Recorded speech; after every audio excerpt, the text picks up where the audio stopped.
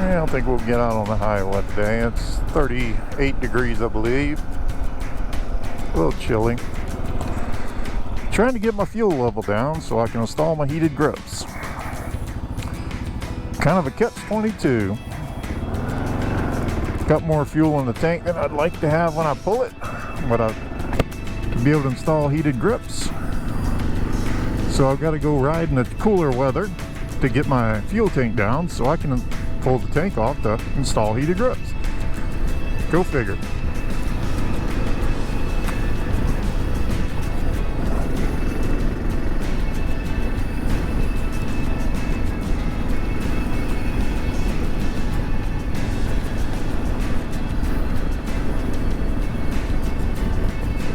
Figure I'll try to do a minimum of 25 today. I'm working on a ham radio transceiver so I can play Parks on the Air. The Winter Support Your Parks weekend is this weekend, so I'd like to get that new transceiver working so I can try it tomorrow.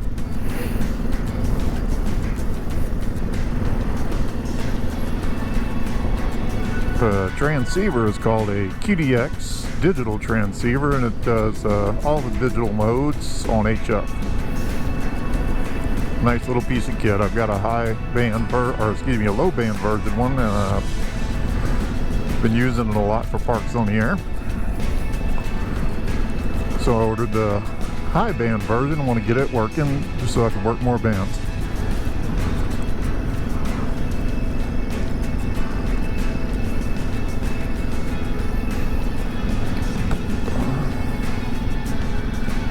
I guess Christmas is over.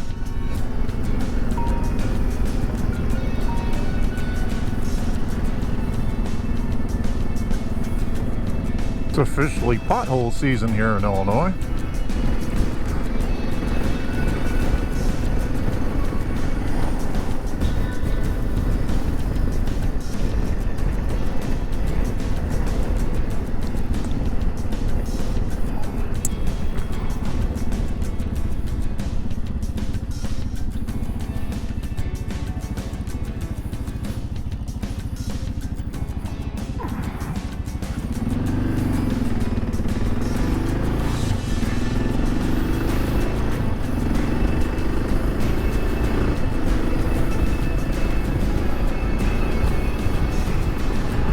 Bring my zipper up a little bit.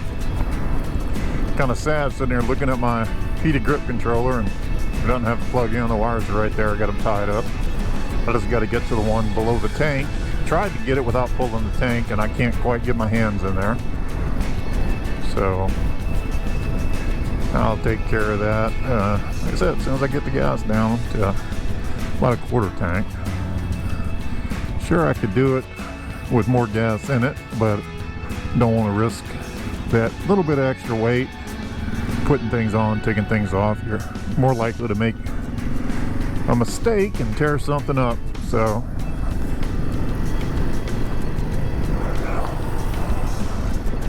I'll just wait and get it done when I can get it done.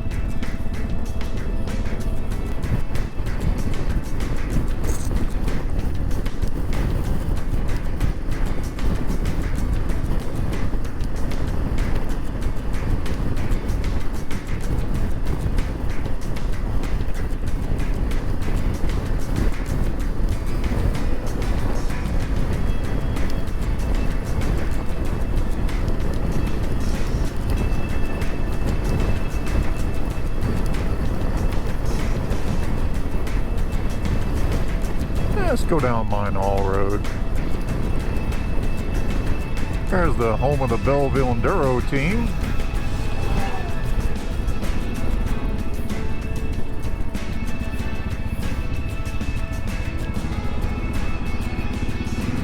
That'll be a good place to go in and tear up the KLR someday. You want to break a thing or two. This little area where I'm about to turn and go past used to be owned by the YMCA. They sold it several years ago, so it's private property now. It's got a couple decent little ponds on it.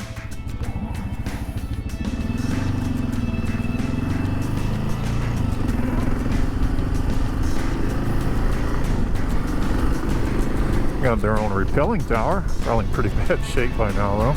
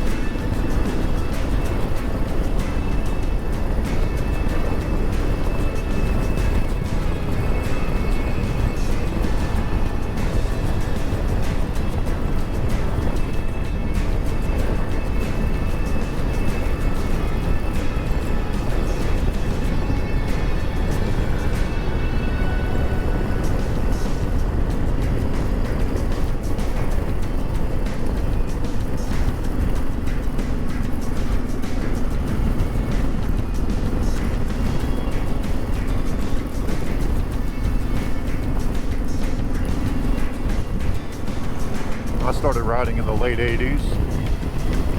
Bought a used Yamaha Virago 750 for $400. Rode that for several years. And I sold it, bought a Honda Transalp. To this day, still my favorite bike, and it's more the memories that the bike and I have than the bike itself. Spent a lot of time riding, camping in Northern California. I lived in Sacramento at the time. And I'd head out to the coast and camp for a day or two. And moved to Germany. And my 20-something self knew better than to bring any motorcycle to Germany. The Transalp topped out at 110 miles an hour, so you know, can't get in too much trouble on it. But anyway, I sold the motorcycle and left Germany, went to Colorado, and did a lot of outdoor stuff there. But just I missed riding, but I guess not enough to buy another bike. From there, I went to Florida. When I got to Florida, I decided to want to ride again, so I bought a Yamaha V-Star 1100. Thought I'd hit the age where the Cruiser was the right bike for me. So I bought that 1100 and rode it a lot while I was in Florida, and then we moved up here to Illinois. Not on purpose, mind you. We got about 4.5 more years left here, and we'll be moving up to Wisconsin. But anyway, I didn't ride that V-Star a lot. It's a good bike. Gets out, you can ride it on the highway all day, you can cruise around. Restaurant hopping, I would say bar hopping, but I don't drink, so restaurant hopping, me and the wife go out and spend the day on it. And I just never really enjoyed the style riding, or that style motorcycle, albeit it, good motorcycle. Get the wind in your hair. So long story short, I started looking at the KLRs a few years ago. It was the closest thing, in my opinion, to the Transalp that Honda had quit making. And decent price point.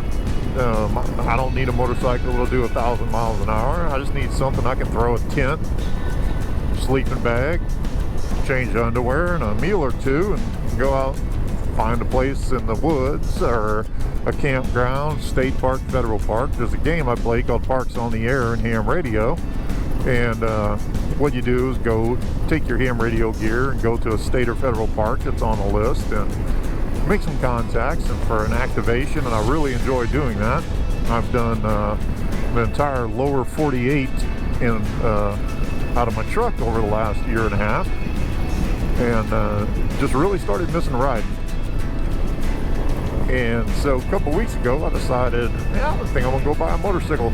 So I drove over to the Kawasaki dealer, walked in, said, "Got a KLR?" And they said, "Yeah, we do. We got this one, that one, and the other one." And I said, "I'll take that one." I looked at the Adventure, looked at the base model, and then what I ended up with is a Traveler. Not doing any crazy mountain climbing or rocky climbing. There's not a whole bunch of that in this area anyway. For the type of riding I do, the limited amount of times I plan on getting into a spot where I'm gonna be dropping the bike. Not saying it's not gonna happen, but I don't think I'll get myself in areas where I'll be doing it a lot. The hard bags are just fine, and like I said, I like the ability to be able to lock things up just a little more secure. But so I just decided might as well get the one. I like the hard case, or the back case that comes on the Traveler model. It gives you a place to lock your helmet up. So that's the route I went. Everybody's got an opinion on what's right for them, and that's what's right for them. That's just the route that I went.